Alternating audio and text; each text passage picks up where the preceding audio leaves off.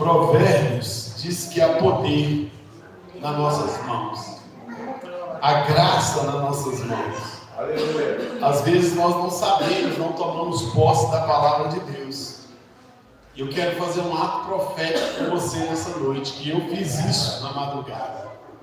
Eu levantei na madrugada e falei: Deus, em nome de Jesus, eu tenho que fechar essa porta de enfermidade. Eu não aceito isso na minha vida.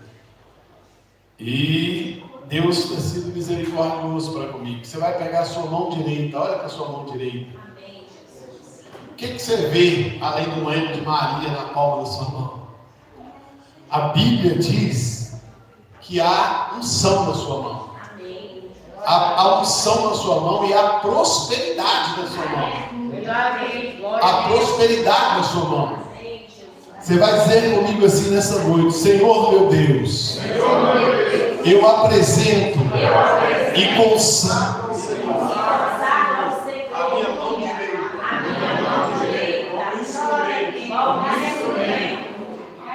de poder e de autoridade sobre a minha vida.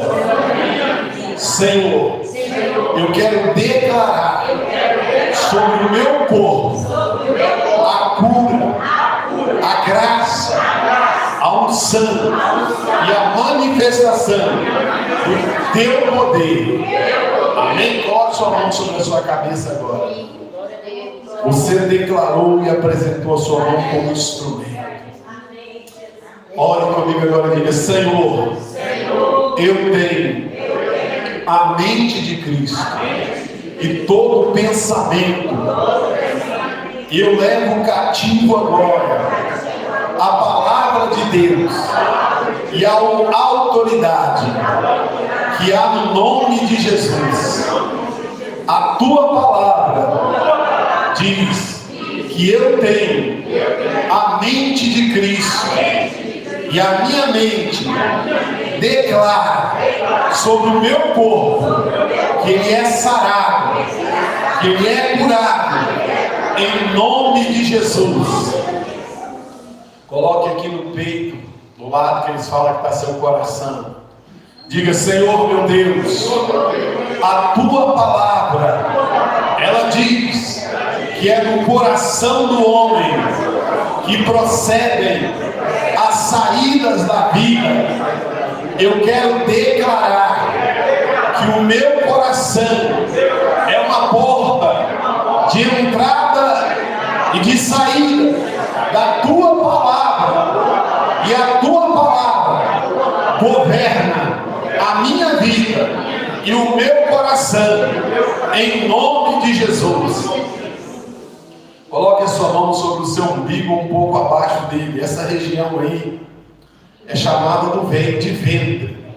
Declare comigo: Senhor Jesus, a tua palavra, ela diz que do meu interior fluirão rios de água viva, mananciais.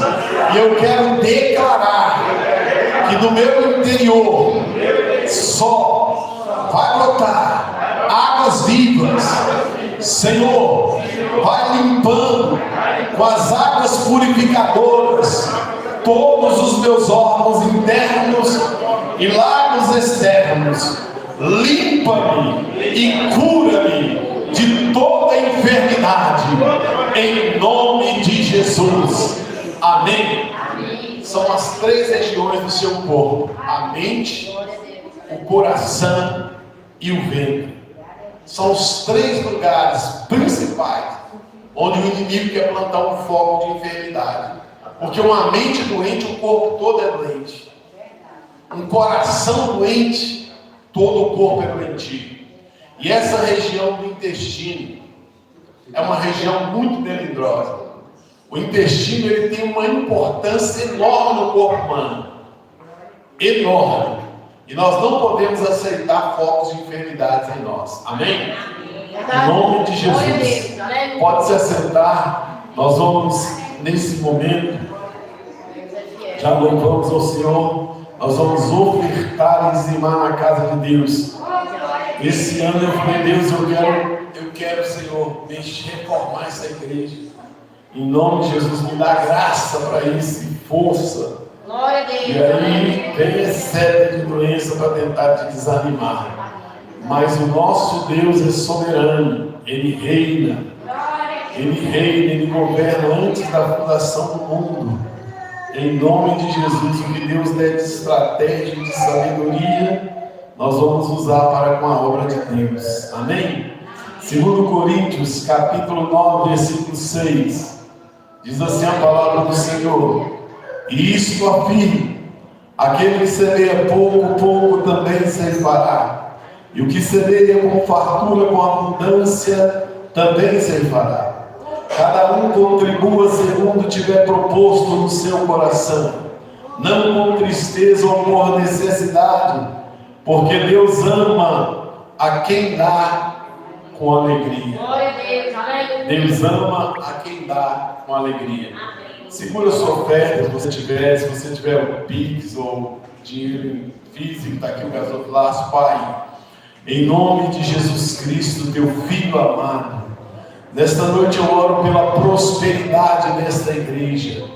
Abençoa os nossos celeiros, a nossa casa, que as portas da prosperidade estejam abertas, porque tudo o que fazemos na tua obra, Pai, nós fazemos com alegria, para o crescimento da tua igreja, para que a tua igreja, meu Deus, alcance o patamar que o Senhor tem para ela. Que o Senhor venha abençoar cada família que contribui, que dizima, que oferta, porque o Senhor não vai ficar devendo nada para ninguém. Repreenda o devorador, o cortador, o migrador e o destruidor, em nome de Jesus. Que a nossa semente e a nossa sementeira sejam instrumentos de prosperidade, em nome de Jesus. Amém? Você que trouxe o seu dízimo, a sua oferta, você pode, se não ofertar, o Ministério do Louvor está com a oportunidade, em nome de Jesus. E logo após nós estaremos indo para a palavra de Deus. O pastor Eliseu, ele vai pregar na última quinta desse mês.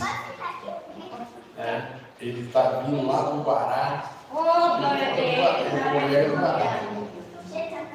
E vai estar ministrando a palavra para nós. Amém. Saúde da igreja com a paz do Senhor. Amém? Amém. Glória a Deus. Nós podemos se colocar de pé e me ajudar no baixinho, por favor. Glória a Deus. Aleluia.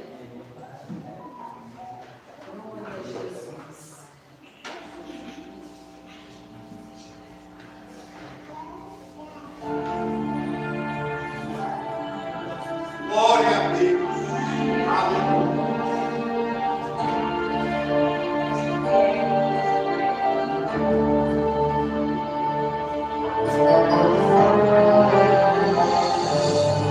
Glória a Deus. Aleluia.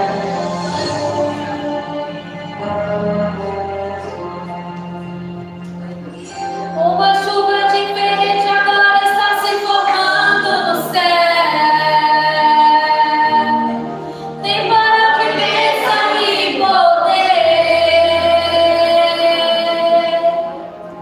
Um calor tão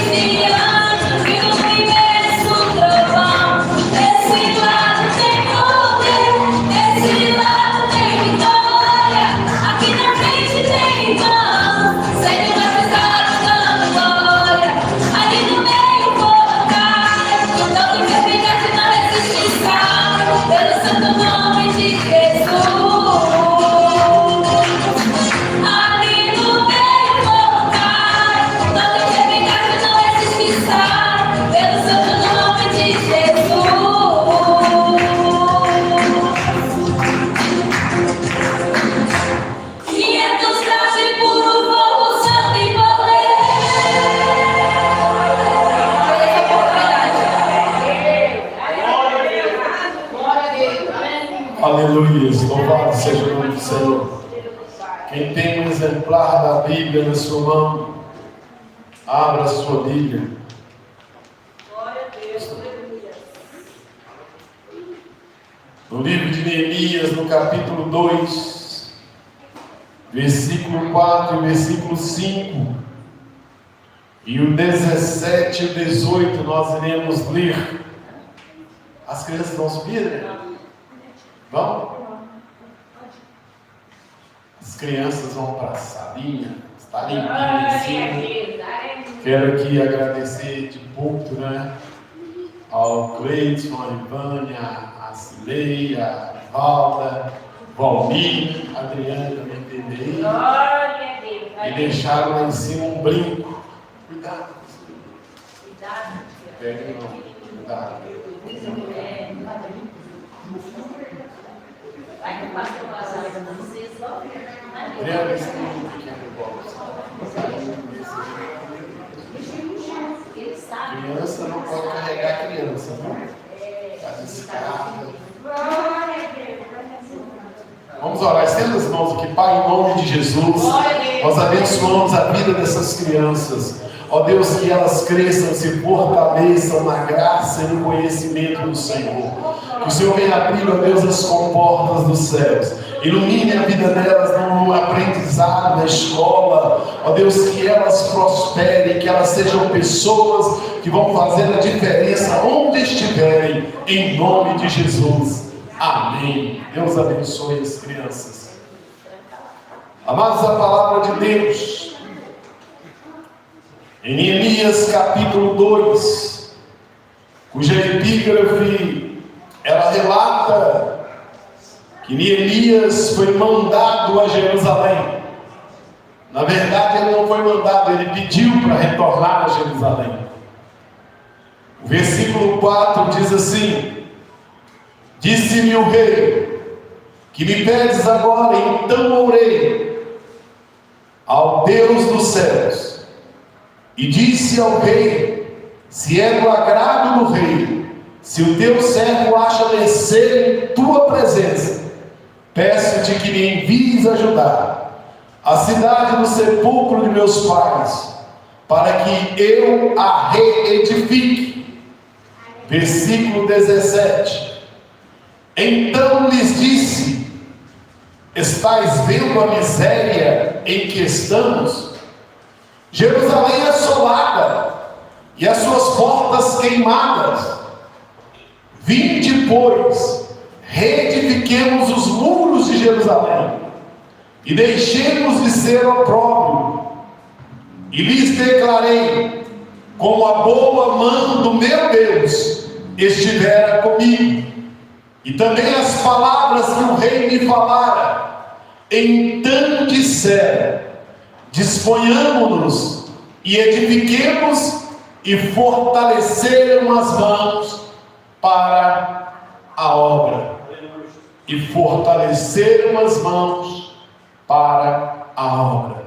Senhor, em nome de Jesus Cristo, nós oramos agora, Pai, consagrando esse momento ao Senhor. É o momento da palavra, Pai. Em nome de Jesus, que o Espírito Santo do Senhor possa nos iluminar, possa abrir os meus lábios e colocar as palavras, meu Deus. Em nome de Jesus Cristo, eu te peço, meu Deus, que o Senhor abençoe esta igreja nesta noite, e que a obra que só o Senhor pode fazer, nenhum homem pode, nenhum homem consegue. Aquilo que os olhos não viram, os ouvidos não ouviram, e que ainda não subiu ao coração humano, é o que o Senhor tem preparado para aqueles a quem o Senhor ama. Então nós te pedimos, ó Deus, que o teu amor se manifeste em nós nesta noite, através de uma obra restauradora, renovadora e reedificadora, em nome de Jesus. Amém. E amém. Podem se assentar. Amados, eu não sei você, mas quando a gente não tem forças para abrir a igreja, É muito ruim. Eu me sinto mal. Eu estava assistindo um culto lá em casa, mas o meu coração estava aqui. Falei, Deus, me dá força. É muito ruim. E eu recebi uma mensagem interessante da irmã Antônia. E aquela mensagem mexeu comigo. Sabe? Às vezes nós queremos ter algo para oferecer e que nós entendemos que não temos, que achamos que não temos. Mas lá na minha cidade tem um anfiteatro. O maior teatro de Minas Gerais está em Belo Horizonte. Ele é tão bonito e tão grande que ele é chamado de Palácio das Artes. E eu, ao passar por aquele palácio, passei várias vezes, muitos anos na minha vida, e eu sou uma pessoa observadora, eu gosto de ler placas, eu gosto de ler dizeres. E ali na parede daquele anfiteatro, está escrito em letras grandes, garrafais como estas, mas como se fosse de ouro, elas brilham, parece que todo dia o pessoal da limpeza dá uma polida nela. E elas brilham, e ali está escrito assim: um gesto vale mais do que 1000 palavras. Eu não sei quem escreveu aquilo, e eu não sei muito menos quem teve a brilhante ideia de colocar aquilo naquela parede. Então, quem passar na Avenida Afonso Pena, de frente do prédio da prefeitura, vai estar o Palácio das Artes colado no Parque Municipal. E lá vai estar escrito essas palavras: um gesto vale mais do que 1000 palavras. E quando eu li a mensagem da Antônia, eu comecei a cantar um hino antigo. E esse hino diz justamente isso. E ele diz justamente isso: que o maior gesto do mundo foi feito sem palavras. Mesmo porque os profetas do Antigo Testamento já anunciavam que ele, como ovelha muda, seria levado ao matadouro. E perante os seus tosquiadores, os seus algozes, ele não ia abrir a sua boca. E essa cena emblemática, ela dividiu a história da humanidade. Ele sofreu o pior de todos os julgamentos, com todos os requintes de perversidade e de crueldade. Violaram todos os códigos de lei, porque tinham o desejo de matar. E o que intrigava os seus julgadores era: você não vai dizer nada, você não vai se defender, porque naquele tempo qualquer réu tinha direito da autodefesa. Mas ele não argumentou, embora ele tivesse todos os argumentos. Era a própria sabedoria encarnada. Ele se calou.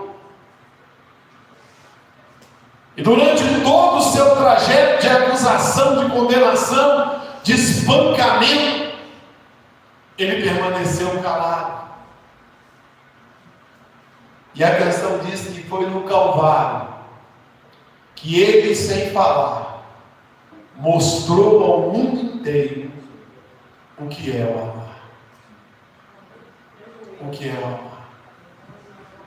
Esse diz aqui: no mundo as desilusões são tantas, mas existe uma esperança, é que ele vai voltar. E foi no Calvário que ele, perante os seus tosqueadores, de braços abertos, revelou ao mundo inteiro o que é o amar. Porque foi por mim e por você. Foi porque ele nunca viu fisicamente, mas conhecia. Sabia que hoje nós estaríamos aqui com um gesto de amor, Ele nos alcançou. Aleluia. E hoje, meditando sobre esse tema, restauração, eu fico imaginando como o Espírito Santo de Deus é lindo. Eu cheguei no trabalho, eu chego sempre cedo, um dos mais que chega cedo lá sou eu, porque eu tenho que deixar a Noemi também na parada, e aí eu chego cedo. Só que quando eu cheguei, tinham 3 pastores, comigo 4. E eu achei interessante como que o Espírito Santo, Ele conduz as nossas vidas. E Ele nos aproximou para falarmos das grandezas de Deus. Eu ainda tirei uma foto, mandei para a Adriana em reunião, ela misericórdia, não, só que essa reunião aqui é boa. Aqui é graça mesmo. E o pastor Sami tomou a dianteira, e o pastor Rubenice começou a falar, o pastor Carlos. E nós falamos então das grandezas de Deus logo pela manhã. E o interessante é que naquela conversa, o Espírito de Deus trouxe à minha mente uma história que eu li em um livro há muitos anos atrás. Um velho pastor tinha 2 filhos. E os seus filhos foram crescendo. E então, quando começa-se a crescer, começa-se a buscar algumas coisas que é natural. Casar, sair da casa dos pais, conquistar bens. E esses 2 filhos se afastaram dos pais. Muito embora eles tivessem os ensinamentos da fé cristã, os princípios da fé cristã, eles se afastaram não apenas da casa dos pais, se afastaram também da casa de Deus. E ficaram muitos anos afastados. E aí vieram as notícias. A mãe, já idosa, dormiu no Senhor. O pai, muito doente, já cansado, não conseguia mais conduzir aquela igreja. E devido ao quadro de saúde do pai, as pessoas da igreja foram se afastando daquela igreja também. Foram abandonando aquela igreja. E os 2 conversando um com o outro, disseram: e a igreja? E começaram a lembrar de quando eles eram crianças, cultos, as festas na igreja, a palavra que o pai pregava. E eles então decidem voltar àquela cidade. E quando eles voltam, eles vão fazer uma surpresa para o pai. E vão para um culto de domingo. E quando chega ao pai e mais 2 irmãzinhas já de idade, e eles então começaram a chorar. Começaram a chorar.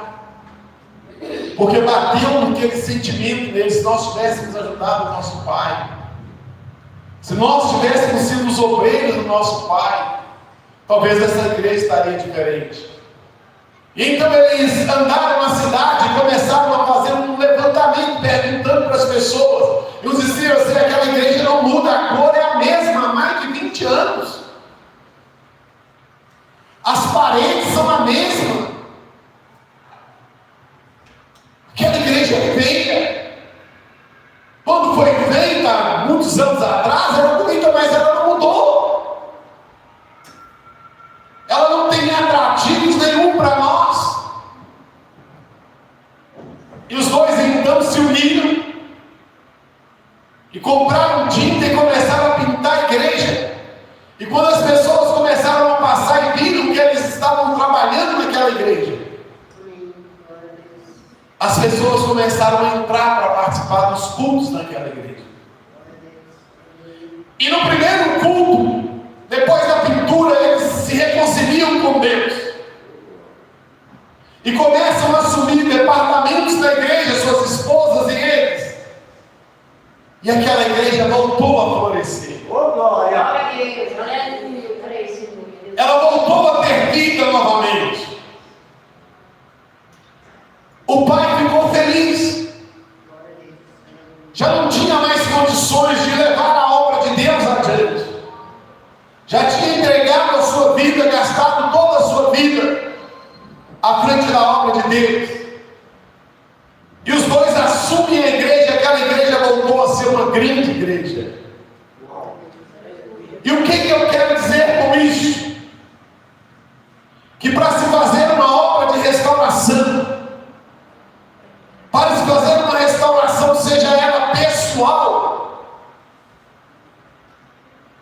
seja ela física, nós precisamos de dois ingredientes.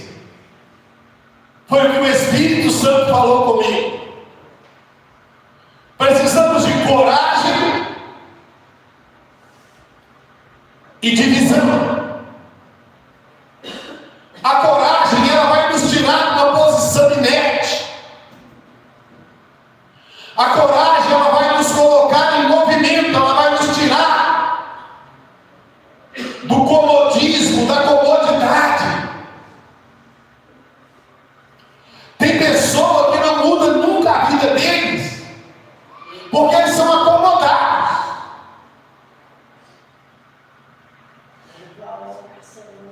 Muitas pessoas veem na dificuldade uma oportunidade,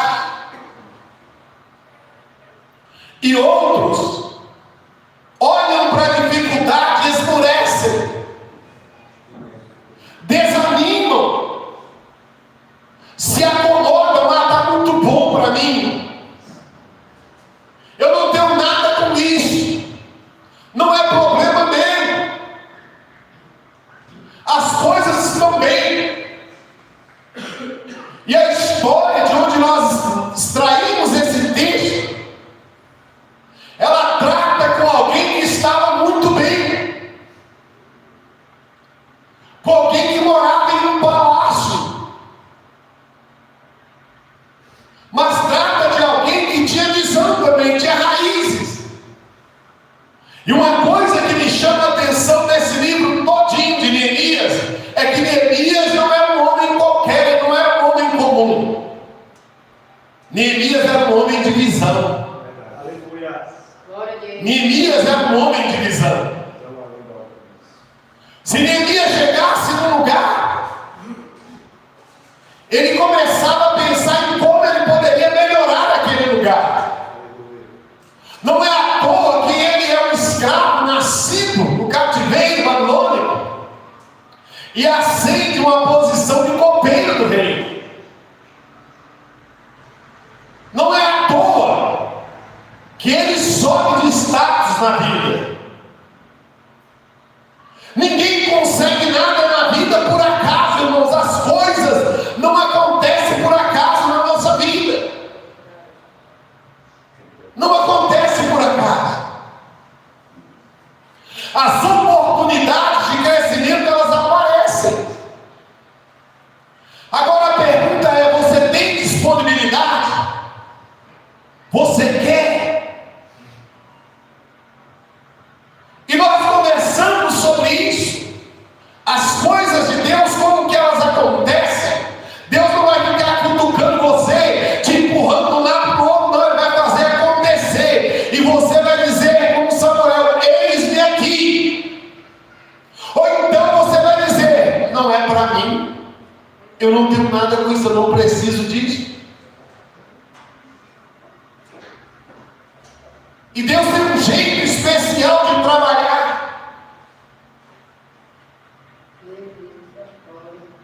Eu tenho pessoas que eu falei assim: Deus, eu só vou dar bom dia. Se me der bom dia, eu dou bom dia. Se responder meu bom dia, bem. Se não responder, também está bom demais. Eu não quero conversa. Eu não quero intimidade com essa pessoa. E uma pessoa assim chegou para mim hoje e falou assim: pastor, tem um curso, vai ser ministrado agora no EGOV. O senhor quer ir? Eu falei: quero. É sobre o quê? Direito do consumidor. Falei, eu quero. Eu sou advogado, eu tenho que me atualizar, é de graça. Falei, eu quero, vou embora. E fui. Mas eu percebi que essa pessoa está doida para se aproximar de mim. Ela quer conversar comigo. E eu falei, eu vou dar essa chance para ela e também para mim. E fui. E quando eu cheguei nesse curso, fomos barrados. Vocês não podem participar, porque o nome de vocês não apareceu aqui. Eu falei, eu vou conversar com alguém. Quem é o responsável por esse curso? É o Davi, que ela ensina. Eu falei, esse aí já é dos nossos, chama Davi, tem origem na palavra de Deus, ele vai ser um abençoador. Cheguei lá, subi, Davi, eu estou ali com uma pessoa, eu sou tal, falando tal, trabalho com ela, eu quero fazer o curso. Aí ele falou assim, a professora viu e falou, não, vocês têm que fazer, porque tinha 15 pessoas só. Aí ele falou, eu vou lá e vou autorizar vocês a participarem. Uma jovem, irmãos. A professora era uma jovem, não tem 25 anos. Mestre em Direito do Consumidor. Uma moça extremamente inteligente e educada. Eu tenho uma especialização em Direito do Consumidor também. E eu conversando com ela sobre quem ministrou para mim, ela, você aprendeu com eles? Eu falei, aprendi com eles. São os mentores do Código de Defesa do Consumidor. Os melhores do Brasil. O Brasil hoje é referência nisso. Mas o que eu quero dizer com isso é uma oportunidade de crescimento. E uma pessoa diz para mim, Márcio, isso vai somar no seu currículo. Porque quando a oportunidade aparecer, você tem que estar pronto.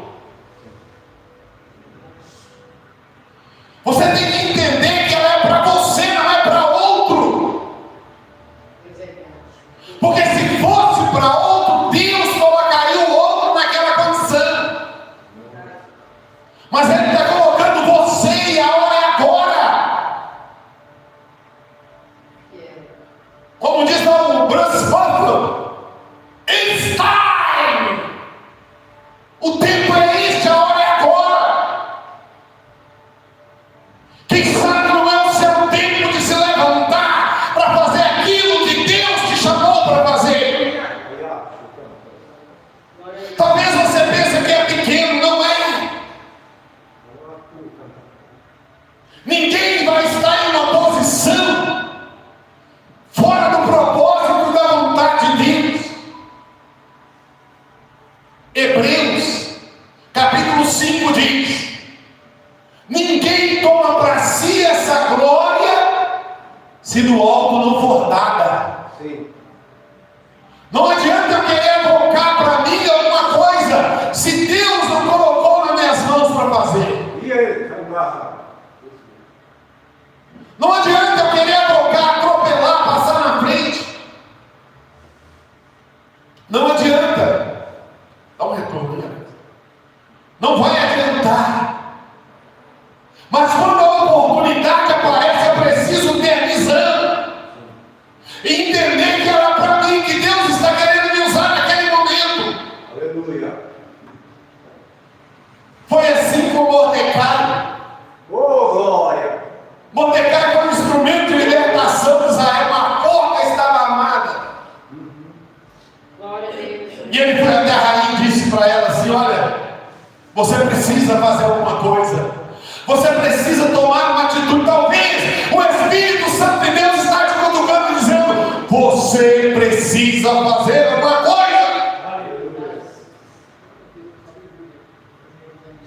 E a Esther disse assim: eu não posso fazer nada. Ele falou assim: quem sabe não foi para essa ocasião, foi para esse momento que Deus te colocou aqui. Mas tudo bem, Esther. Se você não quiser fazer, não faça, mas vai morrer você e a sua família. E Deus vai levantar outra pessoa para fazer o que você não quis fazer. Tem uma história que chama Alguém, Ninguém e Qualquer Um. Quem já leu isso? Alguém, ninguém e qualquer um. Alguém foi chamado para fazer um negócio. Mas não fez porque não quis. Não fez porque entendeu que não era para ele, que não era a responsabilidade dele. E deixou de lado. E ninguém fez o que era para alguém ter feito. Ou melhor, ninguém fez o que qualquer um poderia fazer. Porque todos viram o que estava acontecendo. Mas só um tomou a atitude. Só um tomou a decisão. Neemias, ele está quieto no canto dele. E de repente vem o irmão dele. Não se precisa ser um irmão de sangue ou ser um irmão israelita. Um hebreu como ele. E ele vendo o irmão dele, está vindo de onde? Eu estou vindo de Jerusalém. Ele pergunta: como está Jerusalém? Como é que está a cidade santa? Jerusalém não era qualquer cidade. Jerusalém é tão importante na história e no contexto de Israel que vai ter uma Jerusalém celestial, segundo a Bíblia. Muitos hinos são feitos envolvendo Jerusalém. Jerusalém, tu és cidade do meu rei, tu és de bronze, ouro e luz, a cidade do meu rei, Senhor Jesus. Como ar de montanha, né? Tem o cheiro de pinho na cidade velha, Jerusalém. O hino de Israel, o Hativá, que significa esperança, ele fala de Jerusalém. Ele fala de Jerusalém.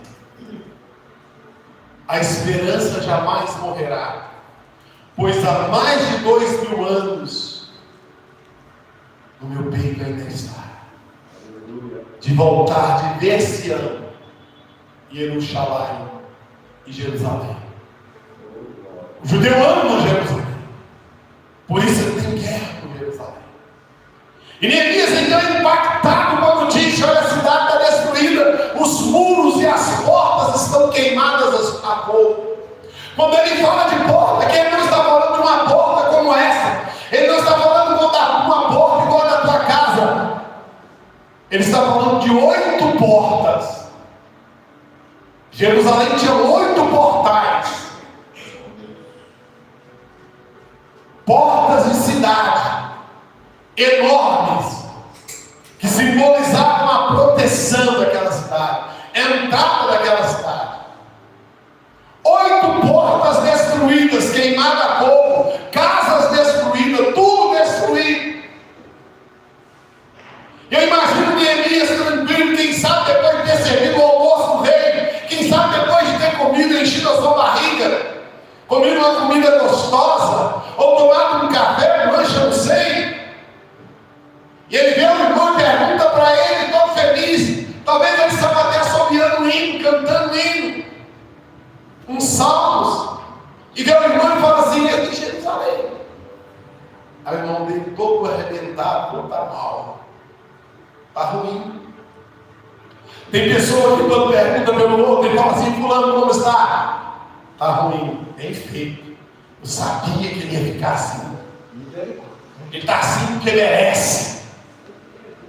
Está cheio de gente assim.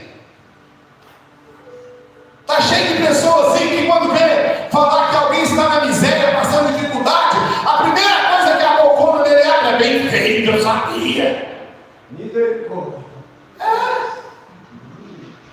Logo ele emite o juízo de valor. Neemias, quando ele foi para um canto chorar, lamentar por aquela situação.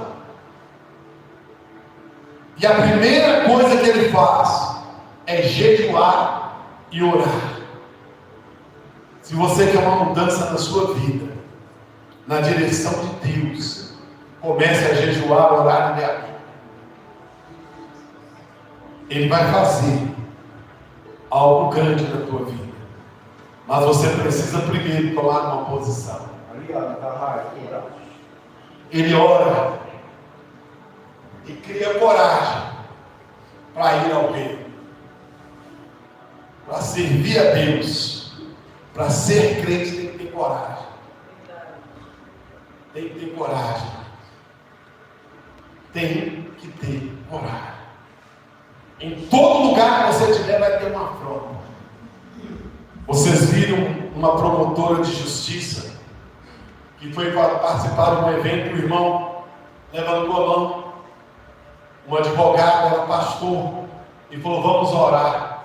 Ela endemoniou, não aceitou que ele orasse e criou um monte de coisa, acionou o ministério público, acionou o poder dela, toda poderosa, mas se deu mal, porque ai de quem toca no ungido de Deus. Levantou humildezinho para orar na reunião, ela achou que ele era um qualquer, não era, tomou um revés, teve que fazer uma nota, reconsiderando aquela atitude dela. Ela achando que era isso ou aquilo, cometeu um crime que ela deveria proteger para que não acontecesse. E Neemias, ele toma essa posição. Aproximar do rei não era fácil, lembra da rainha Esther? Se eu me aproximo do rei, eu não estendo o cetro para mim, minha cabeça rola. O único povo que tem um rei que se aproxima dele de qualquer jeito, nada que quer, somos nós, o povo de Deus. Que nós temos um rei Jesus e chegamos até ele bagunçado do jeito que estamos. E ele nos recebe e nos trata com carinho e com misericórdia. Então ele cria coragem. Ora e cria coragem. Ei, se você não tem coragem para promover uma restauração da sua vida, ore. Porque o que faz com quem tem coragem é oração, é comunhão com Deus. Eu hoje conversava com o pastor Samir, que pregou aqui. Eu dizia: as pessoas hoje oram um minuto como se fosse uma hora. Ora um minuto e pensam que orou uma hora. Os pais da igreja oravam uma hora e ela passava como se fosse um minuto. Sabe por que a oração ela traz a presença? Aleluia. E eu não posso ficar na presença de quem eu não gosto. Eu não gosto de ficar na presença de quem eu não tenho relacionamento com ele. Ele vai conversar comigo e vai me exortar e vai me corrigir. Então eu não quero conversar com aquela pessoa, porque aquela pessoa é muito radical. E tem crente assim, ele não ora porque ele não suporta a presença de Deus. Ele não ora uma hora porque ele não aguenta a presença de Deus. Porque quando você está na presença de Deus, ele vai falar com você. Ele vai se dirigir a você. Mas quando você não suporta a presença do rei, você evita o rei. Você foge dele, você pega uma rota de fuga dele, para não ser confrontado. E o rei então indaga ele: o que você quer agora, Neemias? Senhor, eu tenho que voltar da minha cidade, a terra dos meus pais.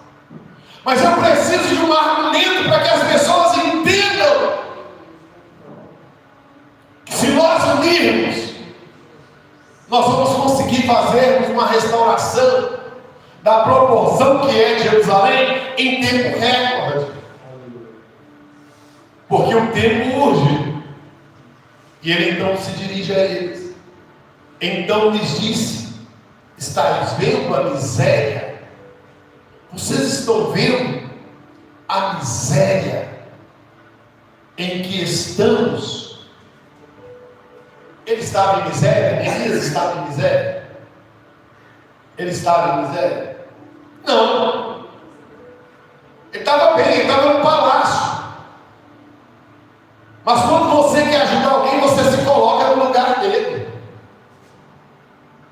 Ele se colocou no lugar do povo dele. É o meu povo, é a minha terra, é a minha cidade, é a cidade do meu rei, é a cidade dos meus pais. Eles estão vendo a miséria que nós estamos.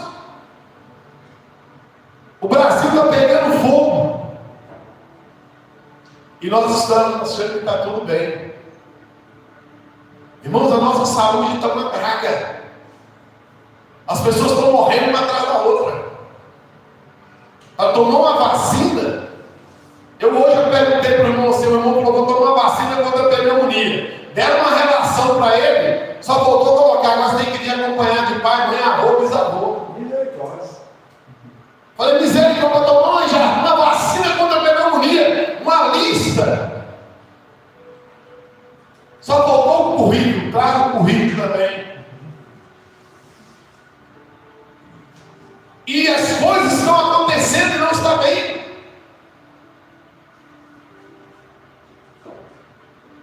As coisas estão caras. Mas nós estamos vivendo. E Neemias então ele cutuca e fala assim: olha o estado que nós estamos. Você anda na rua, irmãos, adolescente fumando droga, fumaceiro danado. Uma irmã me deu a chave do carro dela e falou assim: coloca na minha gaveta para mim, por favor. Eu fui pegar a chave e abri a gaveta. A chave do carro. Estava lá um cigarro eletrônico desse fumaceiro. Essa desgraça. Porque isso é uma desgraça que adoece, eles acham que não. Mas já é provado que aquilo também é cancerígeno. Muito pior que o cigarro. Eu falei: meu Deus, por que eu tenho que ver isso? Mas está tudo bem. Está tudo bem. Assim caminha a humanidade, nós também. A miséria que nós estamos. Jerusalém assolada e as suas portas queimadas. Vinde, pois, reedifiquemos os muros de Jerusalém e deixemos de ser opróbrio. Está na hora de dar um start.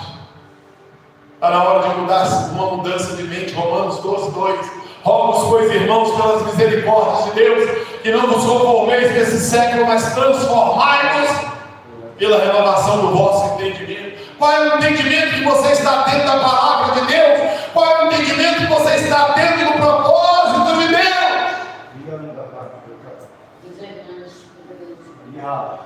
Segundo Coríntios 4, diz que o demônio, Satanás, cegou o entendimento dos incautos ou dos indoutos para que não lhes resplandeça a luz do Evangelho. O que o diabo quer é que você não entenda a palavra de Deus.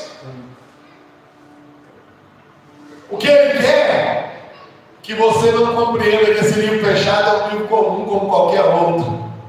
Agora aberto é a palavra de Deus, é a boca de Deus falando conosco. E ele prossegue: e lhes declarei com a boa mão, nosso Deus estivera comigo, e também as palavras que o rei me falara. Então disseram: disponhamos e edifiquemos e fortaleçamos as nossas mãos para a boa obra. Que palavra que o rei falou com ele? Quais foram as palavras? Quais foram as palavras que o rei falou com ele? Quais foram as palavras? Quais são as palavras que o rei Jesus tem falado com você? Você leu essa Bíblia esse mês, essa semana? Quantos dias tem que você não abre a Bíblia? Você passa por ela assim, vê ela lá na estante, ela olha para você e você: depois eu leio. E o tempo vai passando. Ele disse: o rei, eu falei as palavras que o rei me falou. Quem sabe o rei chegou para ele: Neemias, você tem potencial, volta lá. Pega aquele povo, dá uma sacudida, reconstrói a sua cidade. Você tem potencial de líder. Você é um homem de Deus, você é uma bênção. O seu Deus é poderoso. Eu conheço a história do seu povo. As nações em volta deles sofreram porque desobedeceram a esse Deus. Mas esse Deus é poderoso, esse Deus é bom, esse Deus é grande. E esse Deus vai restaurar a história de vocês. Ele vai restaurar a nossa história. Ele vai restaurar a nossa vida. Ele vai restaurar a nossa casa em nome de Jesus, amém? Vamos ficar de pé e vamos orar nessa noite? Eu não sei se as suas mãos estão fracas, a Bíblia diz: fortalecei os joelhos trôpegos